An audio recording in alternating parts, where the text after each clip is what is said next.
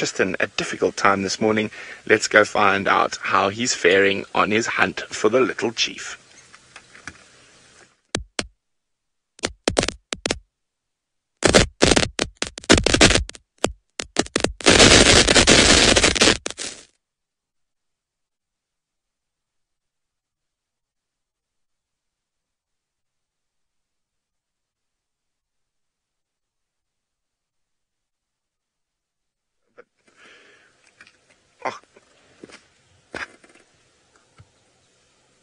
Welcome back. It sounds like Tristan's not only having trouble with Hosana, he's having trouble with gremlins.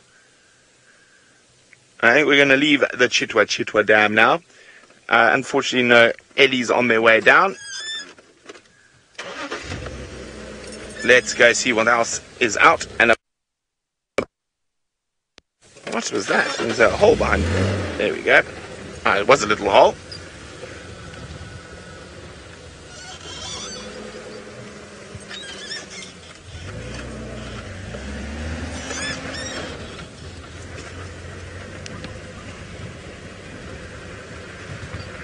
Okay.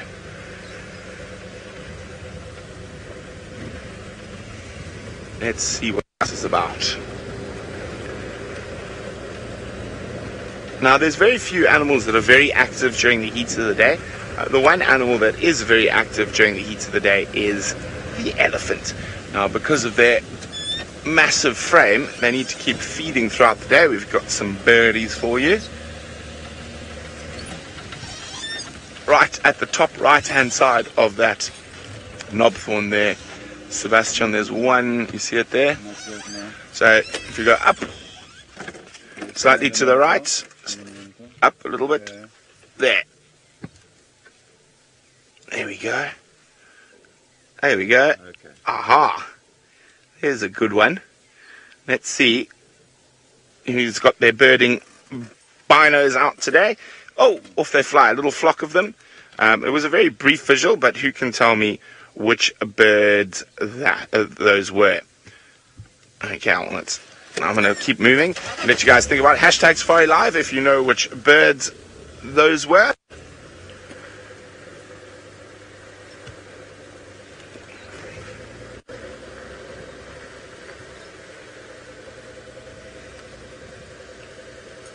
Okay, I've got it ready for when you are ready. Now, apparently, I'm the only one left. Tristan's having tech problems. Taylor's having tech problems. So, it's just us. There we go. Lovely Birchall's starling. And that bright light showing off that starling's iridescence. Now, the brighter and shinier you are as the starling, the more good looking you are to a member of the opposite sex. And Rebecca seems to have the same idea because she wants a dress in that shade. So Rebecca in Final Control wants to use iridescence to attract members of the opposite sex like the starlings. Good luck, Becca. I mean, finding a dress in that iridescent color. It's a very, very difficult color to reproduce, that iridescence you see on birds.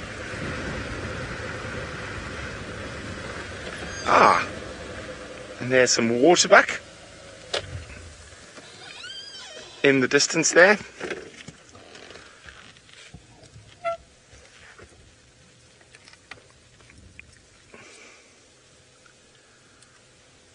Maybe we'll pop past Tingana again. I'm just going to be on the Game Drive radio for a second. How many stations still with Tingana?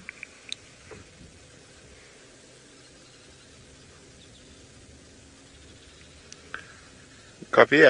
I'll take first standby unless there's someone else waiting. I'm in no rush.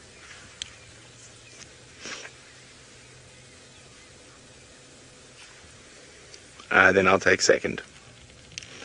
So I'm just going to sit here for a little bit. It sounds like Tingana's on the move, so I don't want to move too far. What do you spot, Seb? Oh, there was a little squirrel there. A squirrel. Anyway. Disappeared. Yeah. Now, from what I can hear, it sounds like Tingana might be moving towards those waterbuck. Is there a baby waterbuck behind her? Just have a quick look. That's been one of his favourite foods over the years, is sub-adult waterbuck. I thought I saw one. Or was it just an adult female there? What was it, a couple of nights ago? We had him trying to hunt a little bit to the left. My eye's playing tricks on me. I'm sure I saw movement.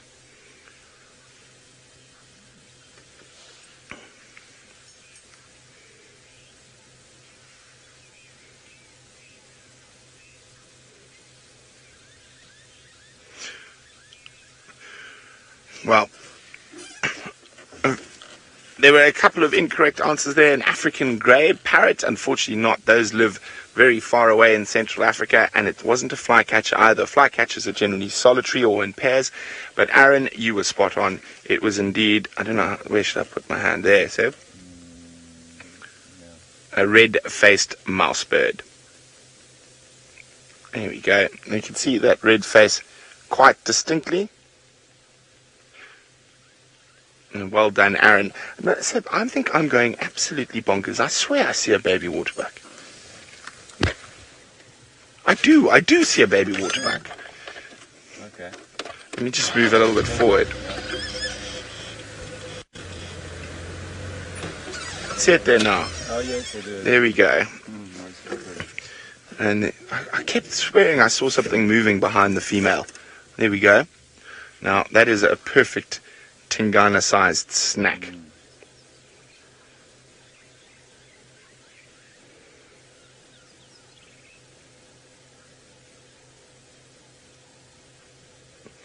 And there's Mom, not looking in the right direction, because if Tingana is going to come, he's going to come from behind them. But as I say, he's still quite a long way off, and we're just waiting, because we're on standby for a chance to get there. So what I'm going to do, Seb, I'm just going to move us a little bit forward into the shade while we are waiting for our chance to get into that sighting. Now, Lucretia says, why is it called a mouse bird? Well, they've got a long tail and a ratty-like face. So they look a little bit like mice. Okay, there we go. We can still see the waterbuck, and we're sitting in the shade, so lovely spot to be. So as I said, it's very, very warm today, and we're sitting in the shade of one of my favourite trees. Oh, it's a big group of waterbuck now. You can see them moving. There's the first female going. There's a big male chasing a female, actually. Looks like he's got amorous intentions. So that female might be, and you can see how she's lifting her tail a little bit. So she's flirting back. So she might be coming into estrus at the moment. But as those waterbuck, oh, there's two babies, move away from the edge of the trees, Tingana's chances of success diminish rapidly. He's going to find it very difficult to try grab a waterbuck out in the open. So there we go. So there's a couple of babies, at least 2 or 3 in this little group of waterbuck.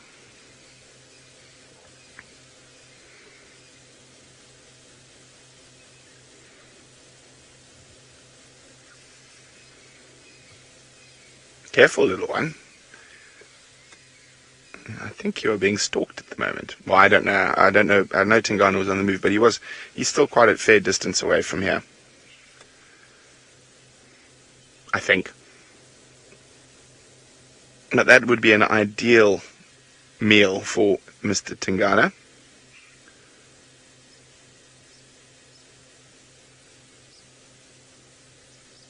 As I said, we're sitting in the shade of one of my favourite trees in the Lowveld, the African ebony, or jackalberry tree. Here we go. Provides lots of animals with shade and shelter, as well as food. Now, it's called a jackalberry because side-striped jackal are quite partial to their fruits, but so are baboons, monkeys, pigeons, parrots, mouse birds, and people. At the moment, though, I think we're the only creature, or the only creatures sheltering in the shade. Oh, there's a squirrel. We're not the only one sheltering. You see the squirrel coming down there? And just see his head. Oh, he's went round the other side. Of course. Shy squirrel.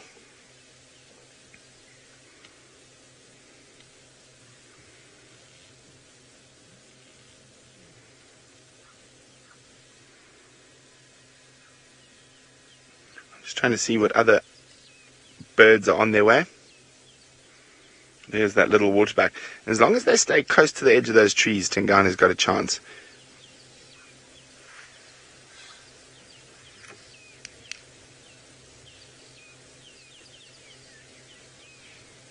It was me. I'll make my way. There we go. Two little waterbuck.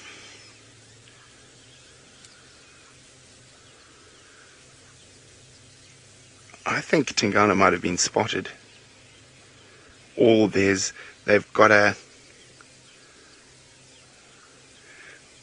that instinct, that sixth sense kicking in. Raymond is wondering about the flesh of a waterbuck and how much of a deterrent it is to a leopard. It's not at all. It is a bit of an old wives' tale that animals will not eat waterbuck flesh because of the gland that is at the base of their neck that's they use to secrete that oily substance over their fur. It is not a deterrent at all. Lion and leopard will happily eat waterbuck. It is very much an old wives' tale. Now, an interesting thing about a waterbuck's fur is it is very unlike other antelope that occur in this area. It is far more closely designed for a completely different reason, though, to desert-dwelling antelope called gemsbok or oryx. Now, their hair is shaped like quills, so they're actually hollow in the inside, and that's one of the things that makes the waterbuck look so fluffy. And when they secrete that oily substance from their gland that they spread over the hair, it sort of adds a little waterproof layering to them. And you can actually smell waterbuck far more easily than you can smell any other antelope. Now, it gives them a sort of a waterproof layer with those hollow quills-like hair. However, a gemsbok, or an oryx, which lives in the desert, has the almost exact same structure for a completely different reason. It's water retention.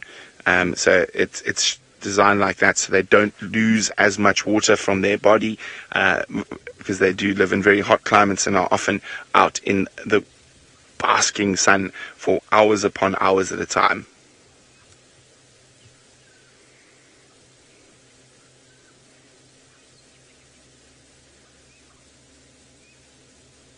Now, we're just waiting for our chance to go back to Tingana. It sounds like he's gone to sleep again, now that the waterbuck are moving away from the edge of the thickets and out into the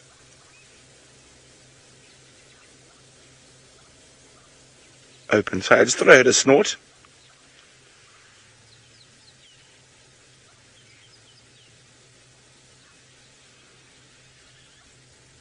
And there's another waterbuck walking across in front of us, looking to go join the rest of that herd.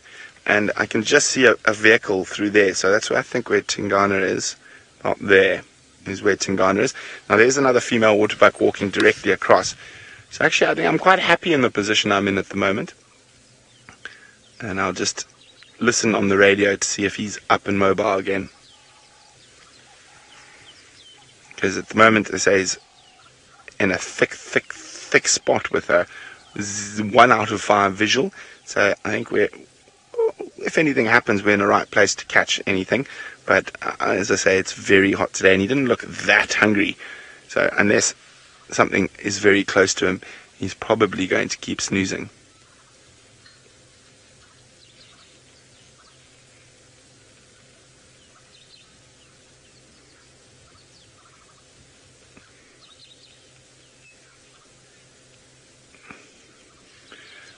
I can hear a waterbuck snorting. I think he's been spotted somewhere. And that's why this one is looking on high alert. I can't see the waterbuck that's snorting. They've got a very funny little alarm call for such a big antelope. It's sort of like a pff, pff. And it's actually quite quiet, so they don't have a very loud snort at all.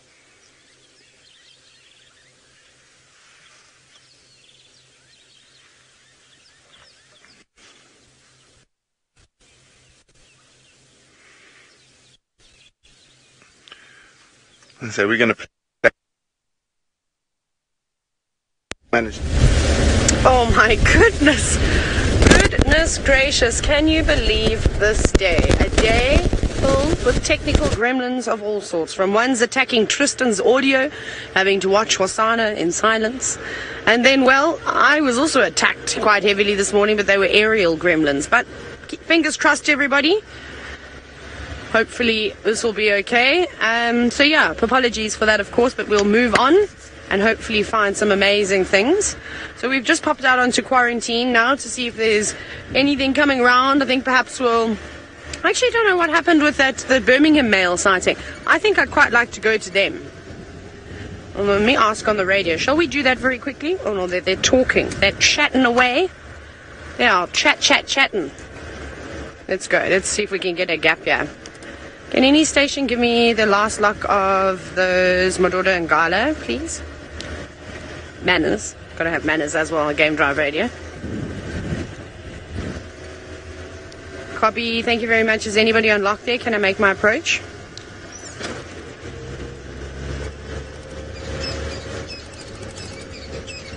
Wonderful news, guys. Okay, copy. Thank you. Right. Done. You can even turn that Game Drive Radio off now, because you know I don't like a Game Drive Radio, so turn the volume right on down. Nobody's with those Birmingham boys, so we're actually not too far away. We'll take a drive there together. We're going to go over the dam wall to over Vuyatela Dam, and then hopefully we'll get those cats. I actually won't even mind if they're sleeping. It'll just be really nice to see big male lions again. Since I've been back, I haven't seen any big male lions, and I'm quite excited to see how those Birmingham boys have grown. It's been a long time since I last saw them, so I'm pretty excited. And then we may stop at the dam, actually have a little look around, see what birds are there. So let's do that. We'll mini Ferrari safari, but not too quickly. Not too quickly. I'm sure we're going to get some nice birds, perhaps some waving terrapins again, who knows? Whee! Almost missed a turn there because I'm not concentrating. And then I also brought Maurice out. I know Monique was actually asking yesterday afternoon about Maurice, and I got distracted for something. So when we popped back into camp and Conrad, our technical genius engineer, master of mechanics, was working on the car, I thought, well, I suppose I can just pop on in, and the sun is shining. We know Maurice doesn't like the rain too much, so he's come out with his new outfit. Also, yes, he can do a fashion show for us. Perhaps we'll set something up. Lights, got the camera. Maybe we'll have lion action, and he can do something a little special. Okay, we're almost at the dam.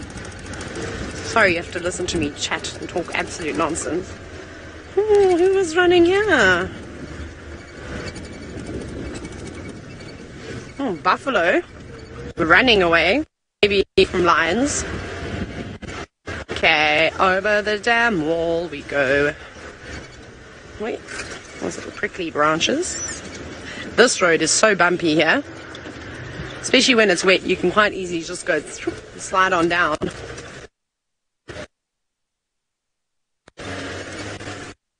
Okay, what's at the dam? Nothing. Oh, a heron. Yay. Hermione the heron. No, joking. We stop naming animals. No, come back, Hermione.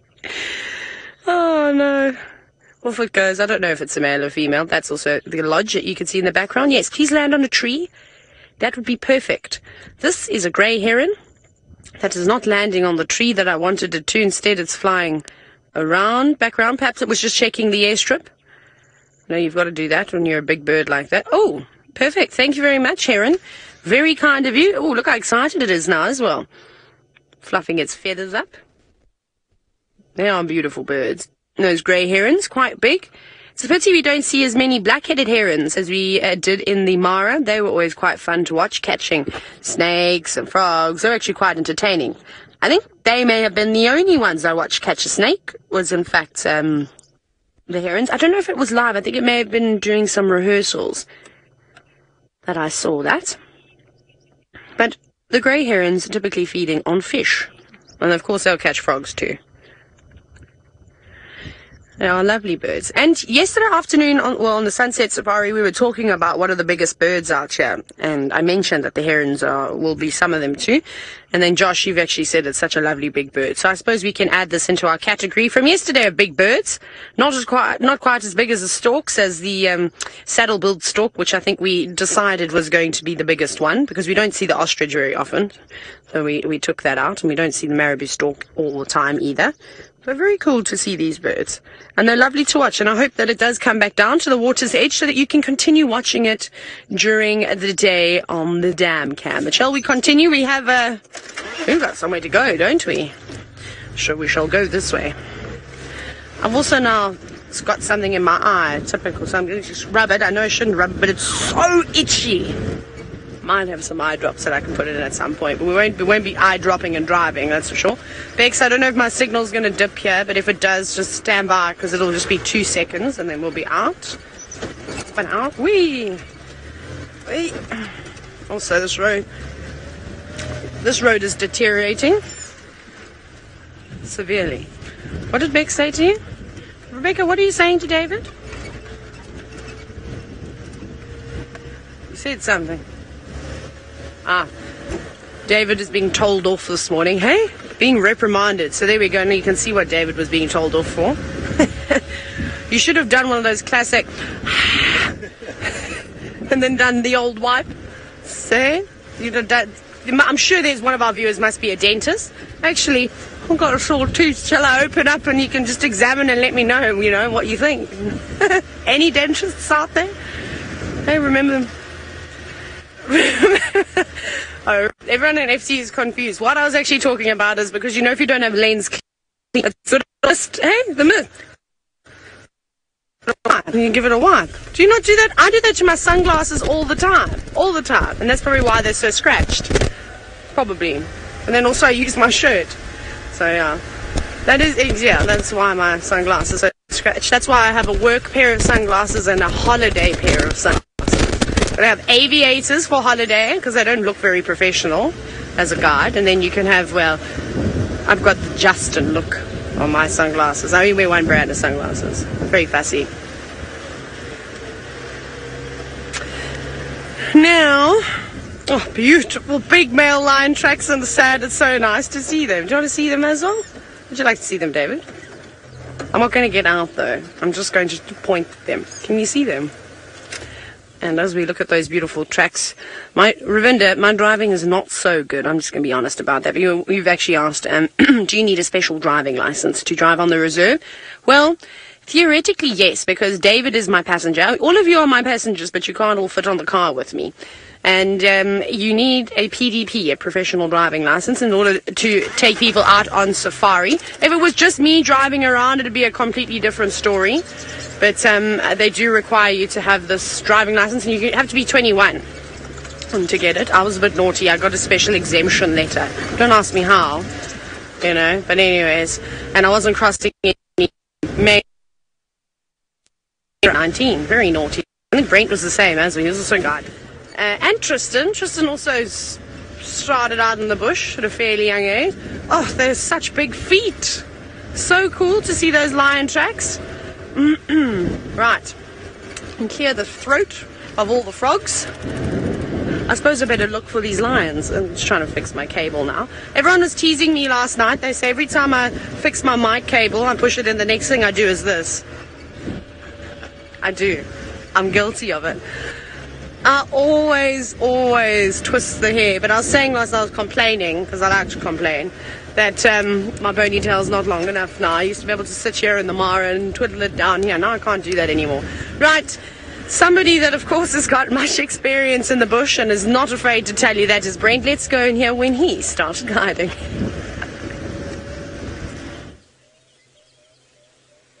Look at this. A beautiful big tusker. We don't see tuskers like this too often on Djuma. Hello, big boy. And he's in must. I can smell him, and I can see his legs are completely drenched. Let me just try to get another view of him. Now, Taylor unlike Taylor, I started guiding outside of South Africa, so I didn't need a PDP. I'm just gonna, there we go, I'm gonna get in here quickly. So I didn't need a PDP, and by the time I was in South Africa I was already 21, and the law on the PDP has actually only come in recent years. Sorry Taylor, you were a little bit little. So as long as you were guiding on private land you did not need a PDP. I'm not sure exactly when the law came into place, but as long as you were on private land, no PDP was needed. It was only if you were in Kruger or public land that you needed a PDP.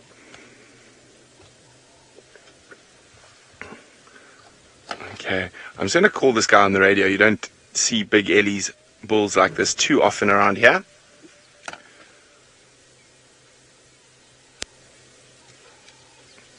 Station's a very big elephant bull tusker in Must,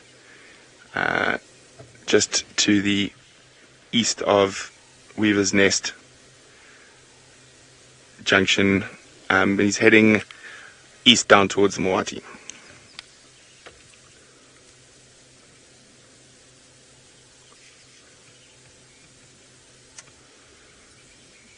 So while he's there, I don't want to get caught where we are at the moment if he is in Must, and I don't know this elephant because we are on quite a steep section. He was starting to move towards us, so I don't want to be caught where I can't go forward or backwards. I want to make sure I'm in a good position, because these Ellie bulls in Must can get quite cheeky, and it looks like he's already starting to do that. So I'm just going to get myself opposite him, which gives me forward and backwards as an option to get away. Hello trouble. Are you looking for trouble today? Let's see, we're just going to see if we can get a nice view of him from the front. Yeah, I can see you're full of nonsense. Stop it. Before you even start causing trouble with me. Don't you dare. Don't you dare. Hey! Stop right there. So what I'm doing is I'm stopping him before he decides to chase the car, because he's almost certainly going to do that. So we don't want him to learn how to chase cars, get into bad habits like Daryl. Yes. Now we have a standoff.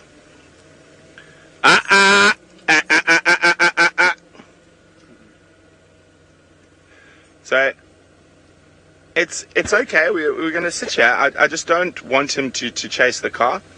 But he is wanting to come quite a lot closer to us. He's just trying to assert his dominance.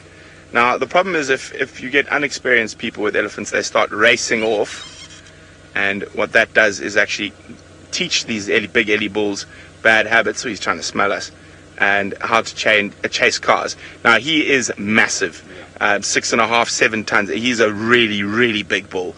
I mean, his head probably weighs 500 kilograms without his tusks. So there's a reason I'm leaving the car running, just in case he does decide to get even more cheeky. As I say, I don't know this elephant bull particularly well, and it all depends on the individual elephants. But you can see he's, if you come wide a little bit there, please, Seb, you can see he's doing a Daryl and putting his trunk over his tusk. And sometimes that's sort of a misplacement behavior. They're like, oh, I'm not actually going to do anything. But in the meantime, he's got mischief on the mind. So immediately I saw as he was, don't go behind me. I don't like it when... Stop it. Stop it. Naughty boy. Yes, eat the knobthorn. Good boy. So what I'm going to do now is, and I'm just going to move very slowly forward, just to give myself a little bit of space from him. Let's just stay here, because he might give us a head shake. What I'm doing is I'm just trying to make sure we're in a good space. This is just really interesting behavior. So what he might do is, which elephant bulls quite often do, is he's going to walk at an oblique angle to us, and then change his mind and come behind us. Seb, you're going to have to let me know what's going on. Is he walking away? He's walking away. So there we go. That's a really nice sort of ending to that. Because he's so full of nonsense at the moment, we're not going to stay with him. I'd prefer to have him in a little bit more open area. There's lots of females around here, so there's obviously a female and estrus, so that means all these elephants could be on edge at the moment with a big musk bull charging around through them. So I'm just going to move very, very carefully through this herd to get to the other side, and in the meantime, let's go across to Taylor, who's with some sleepy kitties. I'm doing a little bit of maneuvering, so you're going to have to stand by for like 2 seconds. I'll be with y'all in a minute. Going very slowly, because I don't want to be too close. David, are we getting into the shade, man? I'm not doing a very good job, hey? Shh, lions. I'm sorry. I'll just be a minute. I have to do this. They're sleeping, but they've all got their eyes on me. I'm trying to get David and I into the shade, because otherwise we're going to get 3rd-degree sunburn if we sit out here. Or at least David can be in the shade. Is that a bit better? Have you got some dappled lighting on you? Okay. You're not completely in the shade, but it's better than the view we had before. But yay! I've got to do it quietly because I can't scare the lions. I'm very excited to see 3 monstrous boys. Now, jumping straight into the questions. Thanks, Bex, for holding off while I was reversing and maneuvering the vehicle. And it's from Swapna. Hello, Swapna. You've just asked about the coloration of lions, and you're actually wondering whether the male lions' coats are darker than the females. And the answer to that is yes. When they get older, typically, again, it's dependent as to how much testosterone is being produced by the specific individual. So when they get older, their coats almost go like a more of a dark grey in colour. It's quite nice to see, where the females are a lot more tawny. Again, manes with lions, it's dependent to their genetics. So some get really nice dark manes, others will have a blonde mane. It doesn't really mean much at all. David, you know what I've done, and I feel really terrible. Sometimes I'm really not a nice person. Do you know why? Remember how earlier we were at Chitwa and we decided to pick some guari bushes? And because I wanted the fruit and also a fly swatter, I feel very guilty. I'm going to try to give you some light. If you zoom in there, in that gap, can you see the little spider web? Let me put some light on. Here we go. You can see the little web, can you? Now there's actually a teeny tiny little spider just above that fruit there. Try and turn it again. And it's got an egg sac. I'm so sorry, little spider. I did not mean to do that. That was not my intention. I will try and rehome you. I feel really bad. Can you imagine? Oh no. Oh, well, I'll eat the fruit off of the berry branch and then I'll try and wedge it in a tree. So maybe I'll have to cable tie it back onto a guari tree. I think we're going to have to do that, David. And then to give the spider a chance. I'm so sorry. I didn't destroy your web, but I just took you away. I hope you and your babies will be fine. You and your babies will be fine. I'll put you in the shade so you don't burn to death from the sun like we are. Rebecca says at least they have each other. Oh, thanks, Bex. That's very kind of you. We need to now find a hairy guari, of course, because here they seem to just be Natalensis and Divinorums. Wrong ones. Right, Birmingham Boys, I don't even know who we have here at the moment. I cannot tell you which lion is which when they're laying face down on the ground. Where's my binoculars? I've lost them already. No, I haven't. I put them under my jersey because I can see a couple of little faces every now and then, and they do have, of course, special identification. Like, I wonder if Nana's here. He's got an equal sign on his nose. But I can't see any of their schnozzles. So, these are just 3 of them. We're missing 1 Birmingham male. No, I don't know who's here. Oh, well, that's fine. We can find out a little bit later. And did Brent say anything about them eating a buffalo? Because they've got some round bellies and lots of buffalo tracks going up and down here. They definitely were chasing them around at some point. And from what I could hear, it sounds like the buffalo actually in Buffelshoek now, that same herd that we've been seeing. And remember, yesterday we were playing a game. We were trying to guess as to which dam the buffalo were going to drink at. They obviously, I suppose, they could have been chased from a little bit further away, hey? We decided that we were going to go to Vuyatela Dam, Twin Dams, Treehouse Dam, or Chele Pan. And if those Birminghams had come from Mala Mala, like our sources had told us, they could, I don't know where they entered from. I don't know which side of the property they came onto. I didn't specifically see any tracks coming in. I could have chased them. They were going south, the buffalo, so they could have been chased back up to the north easily by the Birmingham Boys or the Avoca males. They're definitely... I wonder if they're still around or where they've been chased. I don't think anyone's found them today. But still quite nice to see them. And Ravinda, you were wondering exactly that. Where are the Avoca males? Are they still on the property? Whew. Maybe. I doubt it. If those Birminghams were calling and calling and calling, you've heard how powerful those roars are in comparison to the young Avoca males who are still trying to find their voices. I don't think they cause any tremblings like when these three start having a roar. So I think that they would have headed for the hills. I reckon they would have gone back towards the Manuleti, in my opinion. I think they would have gone back north. That's where they've come from. That's where they know they feel relatively safe. Remember, they haven't quite explored Djuma just yet, so there's a lot of parts of the reserve that they're unfamiliar with. I don't think they'd necessarily be moving into those areas. They'd rather go back towards the spot that they've come from and they know a little bit better, so that they have an advantage of sorts, although, again, the Birminghams are well experienced in this area, not just on Djuma, but in Buffelshoek and Torchwood and all the way through the Manuleti back up to the Timbavati. Now, as we sit and we watch these lions fast asleep, I swear I could hear one snoring at one point. Ravinda, you said to do the lion, not Ravinda. Was it Ravinda again? No, it wasn't. Wisteria. Wisteria had basically just asked if lions dream. Well, sometimes you see them twitching their paws. Definitely. I think they are. I'm sure they're dreaming about that buffalo that they missed. I mean, it's very difficult for, of course, us to be able to give an accurate answer because none of us are lions. So we don't know the real answer to these things. But I definitely think so. Oh, Aubrey's just arrived with his guests. The photographers are going to be super excited for these flat lions. It's not exactly a photographer's dream right now, hey David? Not even a filmmaker's dream. Unless you were doing a program about the sleeping habits of lions, then yes, perhaps. Look at them, they only open their eyes and just stare at us. They don't even put their heads up when we arrive. It's very upsetting. Very, very upsetting indeed.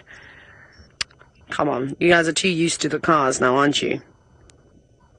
Around in Kruger or something like that, or anywhere else, and you pull into a sighting, normally the cats will sit up and look at you, sort of acknowledge that you're there for at least a couple of minutes, give you that opportunity to take a photo or two, and then, well, and these guys, seeing the cars all the time, don't care at all. Right, well, we'll stick with these boys for a bit longer. I'm going to send you to Brent, who's looking at yet another fish eagle. Well, it's our second fish eagle of the morning in a slightly less usual spot. We're at Chele Pan, so probably hunting terrapins or aquatic birds there. So that's quite a nice little surprise. So I've moved away from that big herd of elephants that had the big muster bull in it, but I am going back to them. I just didn't want to get stuck in the middle in case the bull decided to start being uppity with the females and they gave misplaced aggression towards us. So I've just looped around and the bull was heading down towards the Moati River, so that's where I'm heading. Now, also, we've got something else I've just spotted up in the tops of the trees. There is a vervet monkey. Keeping a close lookout, seeing if there's any potential threats about. So if there were any leopard around, that monkey would have spotted it and would have been sitting there and wouldn't you, monkey?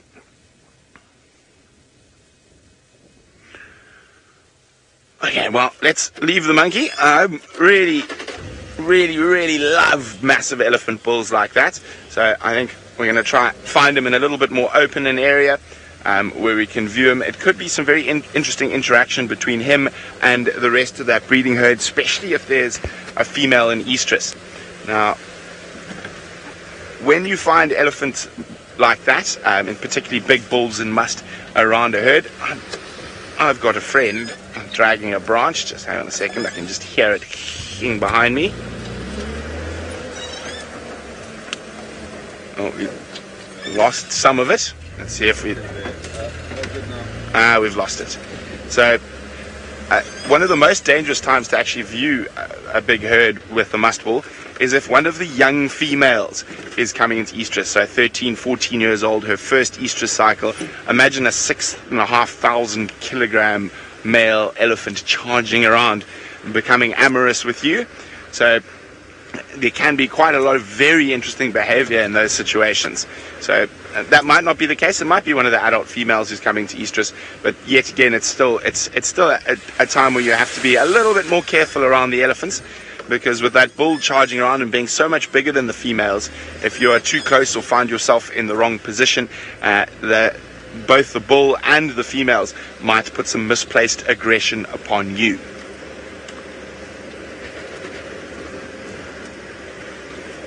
Okay, so he was just up here, so we're going to start going slowly and checking carefully into the bush.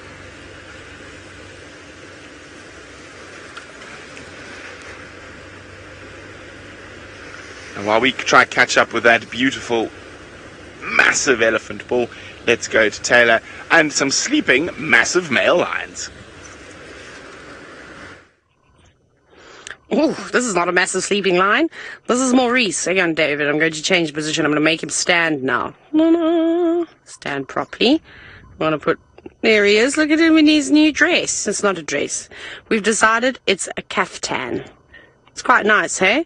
Very sort of Kenyan colours as well, the yellow, the blues and greens. I don't know if his scarf matches, though. Perhaps he'll need to get a different coloured scarf to go with this outfit. Who wants to knit Maurice a new scarf? Who can knit in camp? Can Rebecca? I feel like Mother Rebecca can knit. Hey, Bex, can you knit? I don't know why, but I feel like you could. I know, apparently Bex is absolutely hopeless at knitting, so we won't be asking her because, you know, Maurice is quite fussy and he only likes the nicest of nice things. Oh, you and your ego. Ooh! Alicia! Perfect! Alicia's helping Rebecca direct today, and remember she was the one who had the soaked oats yesterday as a snack in the afternoon. She said that she can actually knit scarves, and only scarves, all perfect. It's not a very big one. Let's lift his trunk up. Oh, that was stupid, Taylor. We'll do that one. I've got two hands. There's his scarf. It's not very big. Probably could undo it a little bit and show you nicely. So it's only about probably only need about 4 strands of wool. You could have a whole outfit. You could practice on Maurice, seeing as though Maurice is also a knitted elephant. So yes, that is Maurice's new clothes. Also, it's not supposed to be clothes. I just got it and I thought, well, I think Maurice would like it. Seeing as though winter's coming up, he might have to get a pair of Ugg boots too. Maybe we can knit booties to keep his toes warm. Although he doesn't have any toes. It's a strange looking elephant, this one. But anyways, lions, I don't blame you for doing this because it's exceptionally hot. Now, I reckon you're going to be here for most of the day.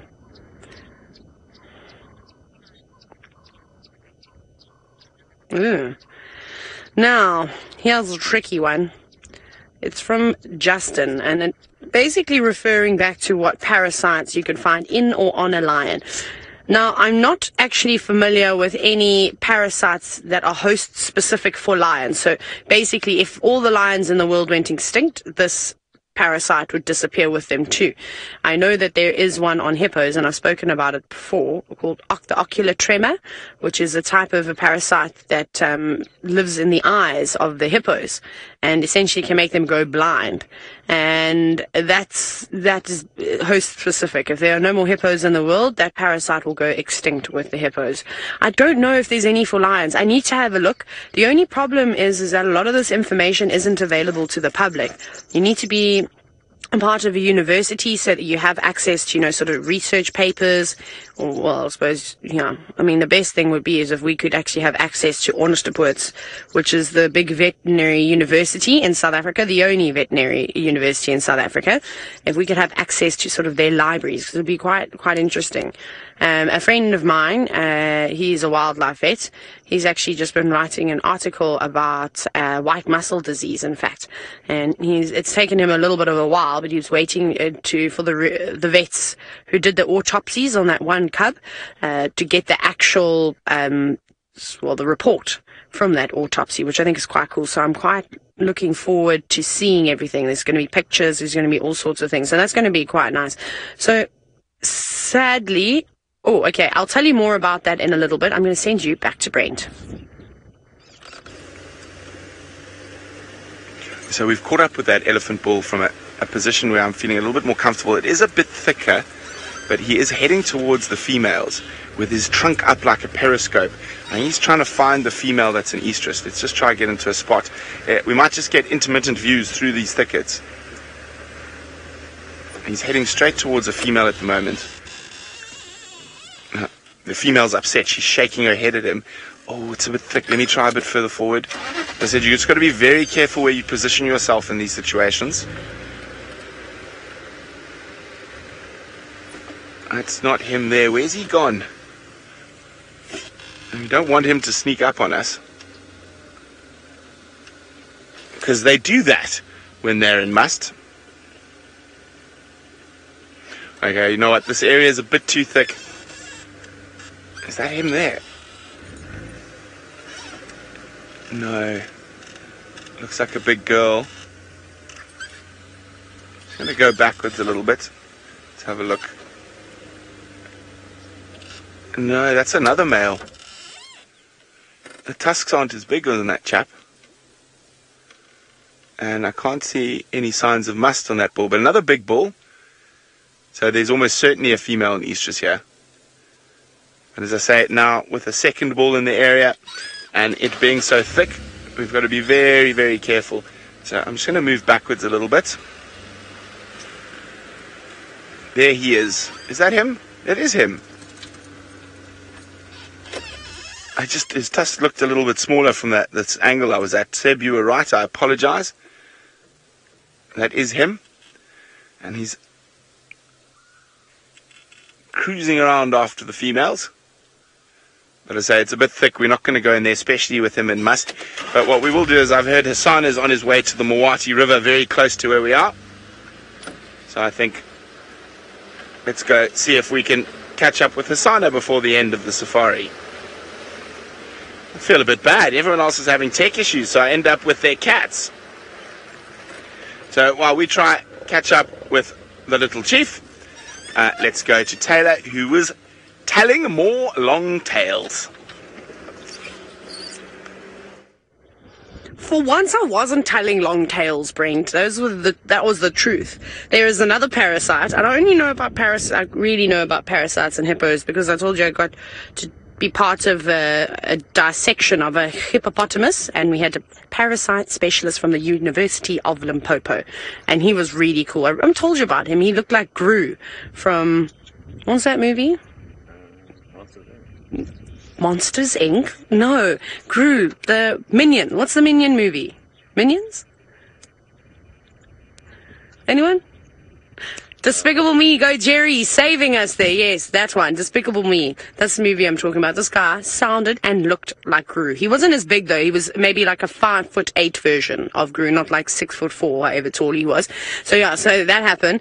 And he was so cool. I was so fascinated by him. I'm sad I don't have all those videos that I took of him anymore. I do, they're on my computer. I just don't carry my computer with me on safari.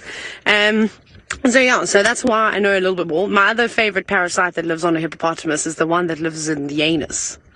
It's a leech. It lives, and they call it the love tunnel because that is where they mate. these leeches. It's the most ridiculous thing ever. I promise you, though, it's true, though. It's totally true. But David's now laughing hysterically. He had to lock the camera off so that he could do a knee-slapping laugh off the side of the car. But I'll try and find those videos because you need to see it. It's so great. So we'll see if I can dig them all up. But I can't think of anything in specific for these lions other than sort of ticks and things like that.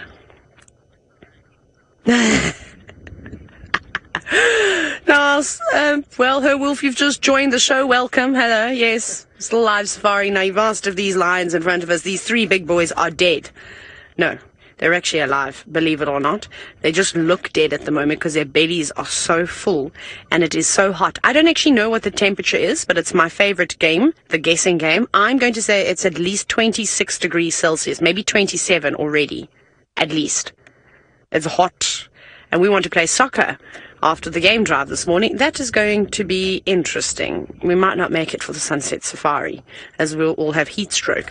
But anyways, we'll cross that bridge when we get there. We'll all start thinking, oh my goodness, I'm so good.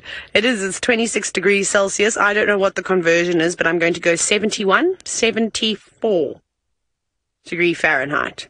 So yes, so they're just tired and sleepy at the moment, and this is typically what big male lions, not even big male lions, any kind of lion will do, unless you're only a few months old, then you'll be harassing the adults.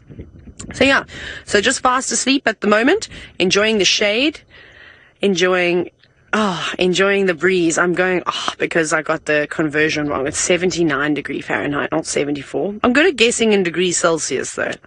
That's quite nice. That's why I always tell the directors that they're lying to us when Google gives us a temperature. And I'm like, no, it's wrong. Because I think I've got a fairly good statistic in terms of being right for guessing the temperature. So if I had just had a big meal and I wasn't working, I'd probably be doing the same thing as the lions, but perhaps I would have positioned myself in front of the pool with a beverage of sorts and out in the sun, tanning. That's probably what I would be doing if I was on holiday right now, like these cats seem to be. Although they didn't come here for a holiday. They've marched themselves all the way from Mala, which is a distance away, to chase out the young Avoca males, which are 3 young males that have just moved into the area, or they tried to. We don't know if there was an altercation between the two coalitions. I would imagine if the Avoca males saw these 3 big boys with big manes and muscles prancing towards them, they'd probably run with their tails between their legs. I mean, 3 of these guys versus 3 youngsters, like I said, experience goes a long way out here in the bush, and this is the home turf of the Birmingham Boys. We were just chatting about it earlier. Those Avoca males do not know this property very well. So, good luck to them, but hopefully they go elsewhere, because I quite like the Birminghams. They are lovely cats. Excuse me. I had a combination of hiccups and then wanting to cough. I just hope that doesn't happen again. That was a weird feeling. Have you ever had that, David? No, you don't want to have it. I don't know what. It was terrible. I thought my brain was going to explode, come out of my ears at one point. I think the sun is making me crazy, more crazy than I already am. Yeah, I don't have one of those, Rebecca. Oh, we've got racing stripes coming past you. Hello. Someone driving past, not anybody in a safari vehicle. Probably wondering, why is this woman looking at the grass? Because you wouldn't be able to see the lines from the road, that's for sure. But yeah, very, very relaxed kitty cats. I think we may leave these cats, though. I think we're going to go elsewhere and see what else we can find, but it's been very nice just to have a little catch-up with the Birminghams. Brent, however, is Ferrari safarying as fast as he can for the last minutes of the show to show you Hosana one last time. Well, we're now in the area where Hosana is, so we are no longer Ferraring. We're just going quite slowly, trying to spot where the other vehicles are. I'm not seeing where it is. So I'm going to turn off and listen for a car quickly.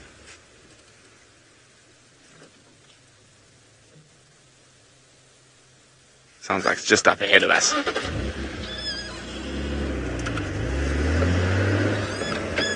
It should be almost around the corner. I think he's quite close to the road.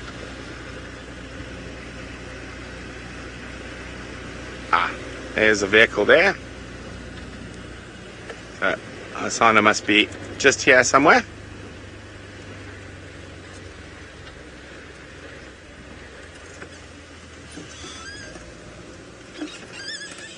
There we go. So he is just in here somewhere in the long grass. Sounds like he's still on the move.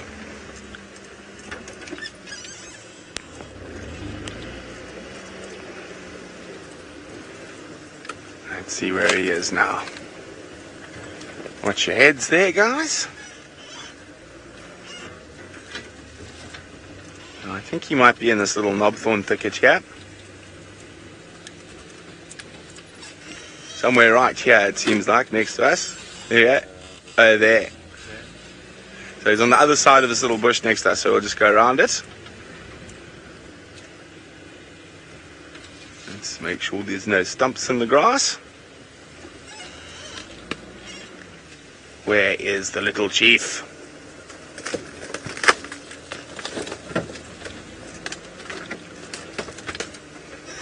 Ah, there he is. Okay, he's just behind that little flugia there, that little white berry bush. Let's just try to get into a spot. There we go. There he is. He's found a nice shady spot now. Oh, he's a good-looking boy. Oh, it's been a really busy morning. Lions, leopards, more leopards, big elephant, bulls.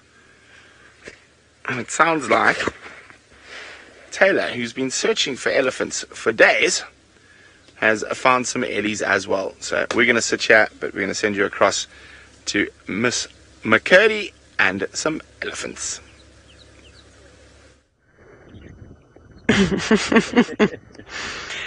Yeah, there we go. There's my elephants, everyone. They were having a mud bath. Ha! We will have to continue the elephant search at some point. Not winning with the elephants, it's fine. I'll get them. I'll get them eventually. They were very nervous. I suspect, though, they can smell the lions that have been running around here last night. And we're not far away from those kitty cats that we've just left the sighting. Oh, hello. Hang on. Hold up. Let's see. Maybe we've got elephant 2.0 over here. Is it a big elephant bull? Hello. Yes. That looks very bull-like, and I just don't like the way he is walking around. Let's just see what he does. There's a little mud wallow down here. Oh, he's not enormous. He's big in body size, lacking in tusks.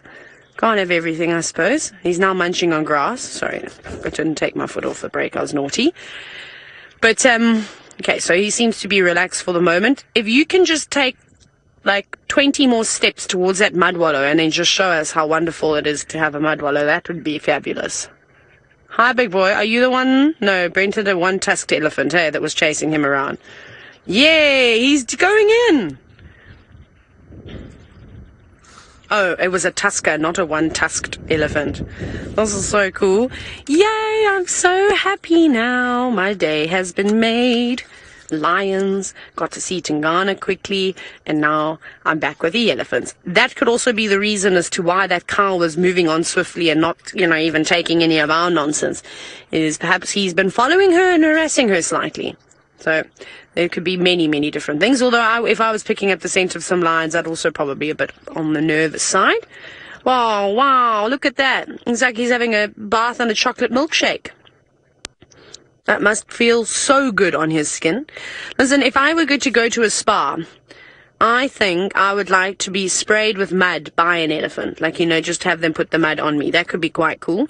Imagine. That would be really amazing. I wonder if he's going to be like Daryl, who's my favorite elephant in the whole wide world. After Maurice. Good, I have to be careful about what I say. He's in the car with me. And I wonder if he's going to roll around, because that'd be quite cool. It's always interesting watching a big couple of tons of elephant having a good old time, acting like a kid in the mud. Now, my same friend that I was telling you about, the veterinary friend, he actually sent me some photos yesterday, which I'll try and show you this afternoon. I have to ask him if I can show you all. He relocated a 6.5-ton elephant. 6.5 tons. How crazy is that? From the Makalaki Reserve into Baluli. which is not too far away from here. So I'll ask him today, and then I'll definitely show you. It is massive, absolutely massive, which is so cool to see. I mean, there are not many massive elephants like that around anymore. Much bigger than Daryl could ever dream of being. Yes, he's smelling us. We're still here. I love the way that elephants do that with their trunk. Even though they might not look at you directly, he clearly showed that he knew we were here, just by twisting his trunk. Very cool, very nice. I'm going to send you very quickly across to Brent, who has got Hosana.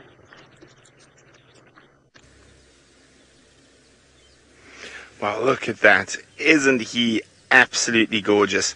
The little prince reclining in the shade.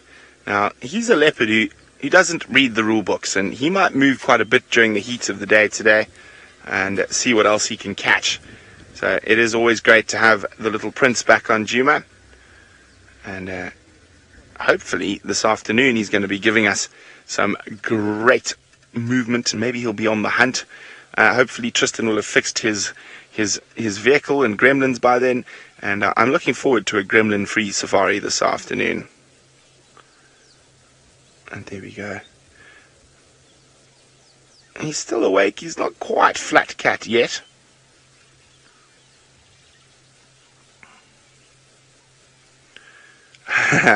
Well, his name, Hosana, means the little chief or little prince, and Ravinda says he should be called Prince Charming. He indeed is a charming leopard. Definitely one of my favorites over the years, and it's so special to have watched him grow from a little sausage all the way to this massive male leopard that he's becoming. Now, what a morning after a couple of days devoid of cats, lions, leopards, and lots of ellies. So it's been a really successful Sunday morning safari, but remember, we're going to do it again in a few short hours. So join us then from all of us at Safari Live, and of course, the little chief. See you soon.